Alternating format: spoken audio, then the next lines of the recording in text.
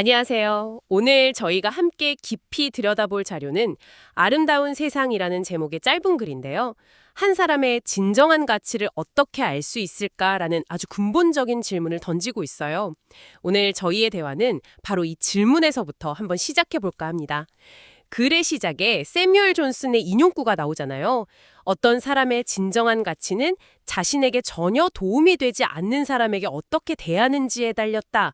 와, 이 문장 하나가 오늘 저희 대화의 시작점이자 또 종착점이 될 것 같다는 생각이 드네요. 맞아요. 그 인용문이 정말 허를 찌르는 지점은 우리 대부분이 스스로를 뭐 꽤 괜찮은 사람이라고 생각하잖아요.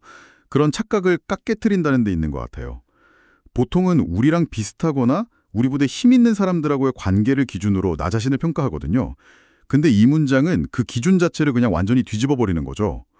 그래서 말하는 것처럼 우리 자신을 가장 정직하게 어쩌면 좀 불편할 정도로 적나라하게 비추는 거울을 눈앞에 딱 들이미는 셈이에요. 아, 불편할 정도로 적나라한 거울.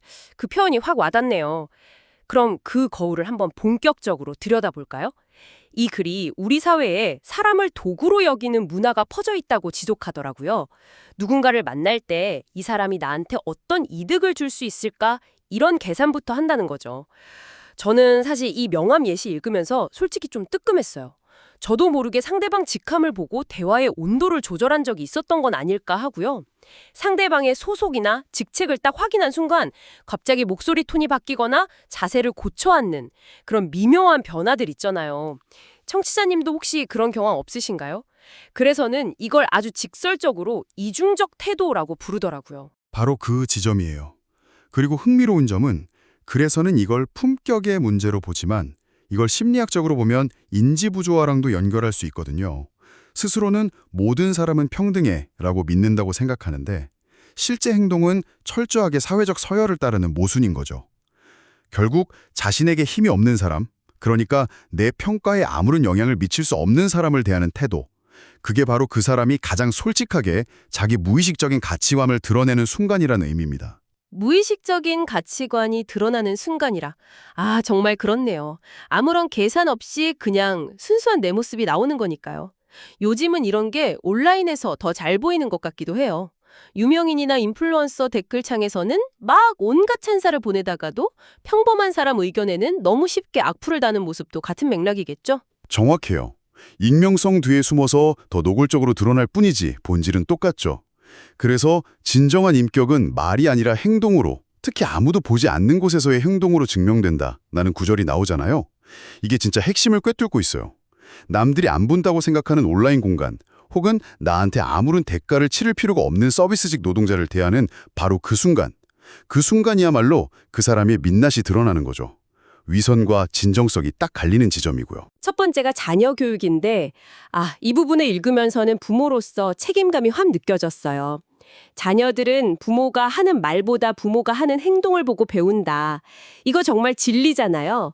아이한테 사람 차별하면 안 돼라고 100번 가르치는 것보다 식당 직원분께 고맙습니다 하고 눈 맞추면서 인사하는 모습을 한번 보여주는 게 훨씬 더 강력한 교육이라는 거죠. 아이들은 우리가 택시기사님께, 아파트 경비원 아저씨께 어떻게 행동하는지를 정말 스펀지처럼 흡수하고 있더라고요. 맞아요. 그리고 여기서 한 걸음 더 나아가면 이건 단순한 예절 교육을 넘어서요. 한 아이의 정의감과 세계관을 형성하는 과정이거든요.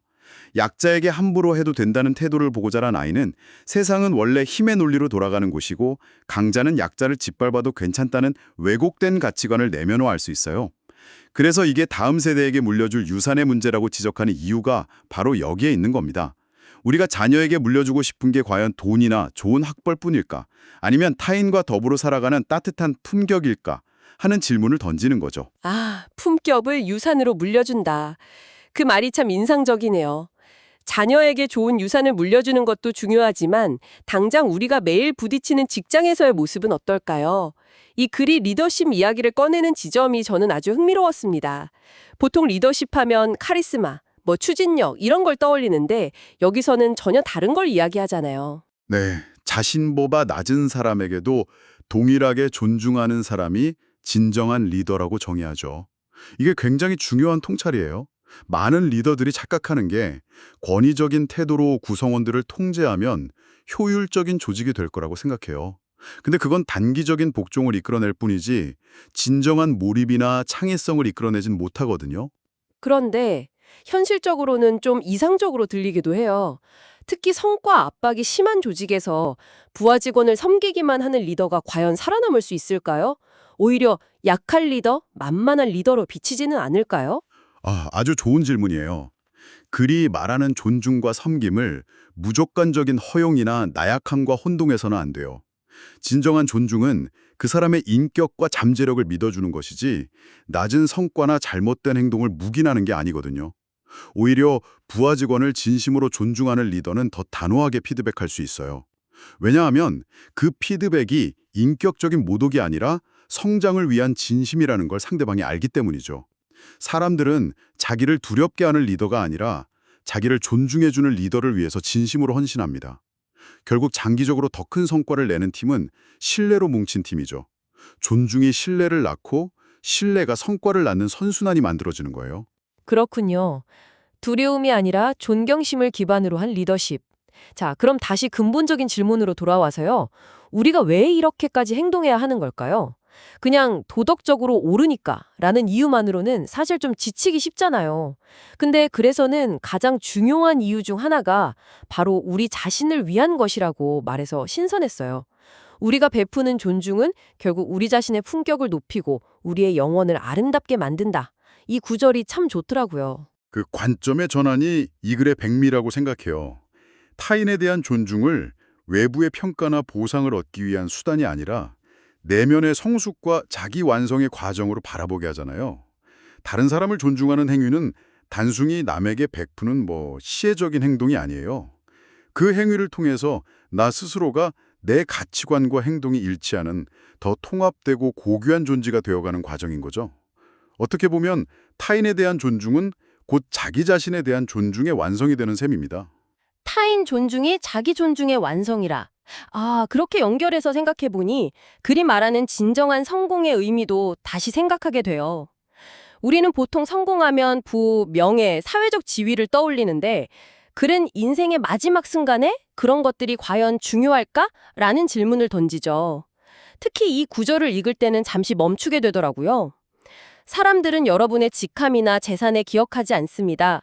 대신 여러분이 그들을 어떻게 대했는지, 어떤 마음을 보여주었는지를 기억합니다.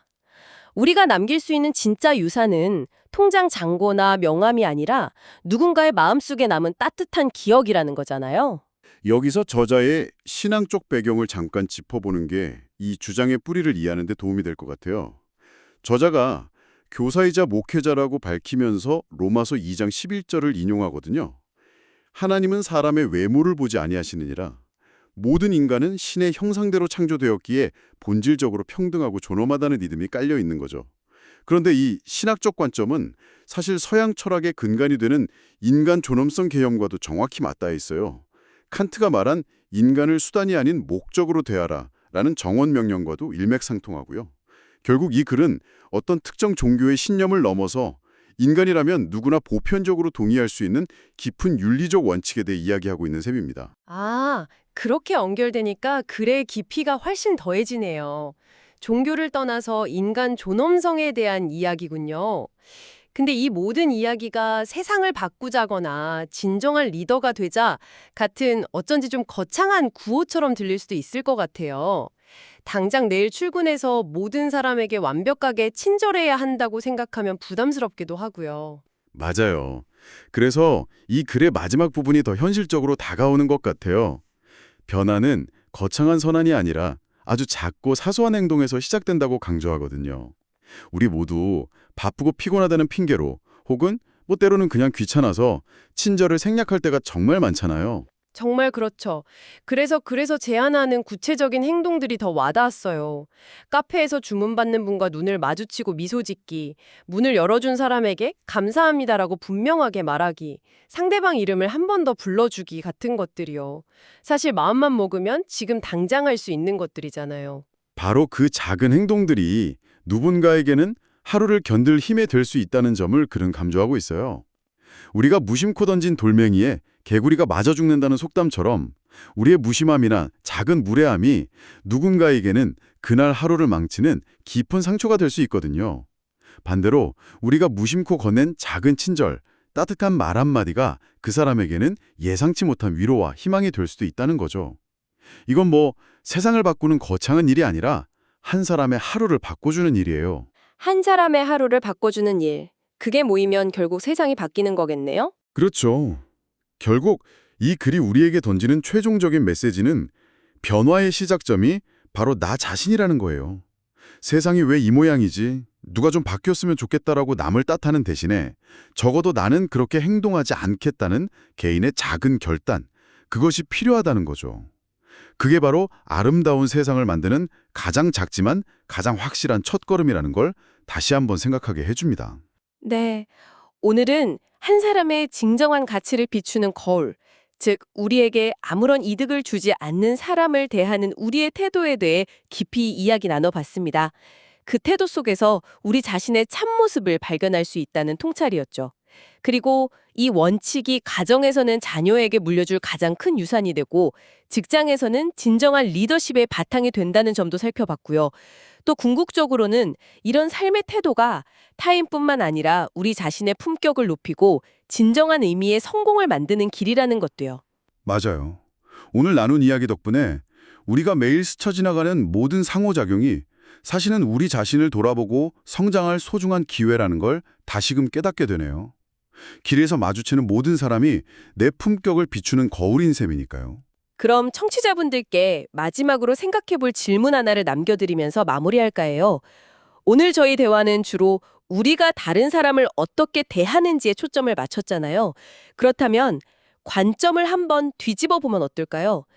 우리에게 서비스를 제공하는 사람들로부터 우리가 받는 작은 친절들을 의식적으로 한번 발견해 보는 거예요. 예를 들어 매일 가는 카페 직원이 내 이름을 기억하고 건네는 미소나 말없이 엘리베이터 문을 잡아주는 경비원의 배려 같은 것들이요.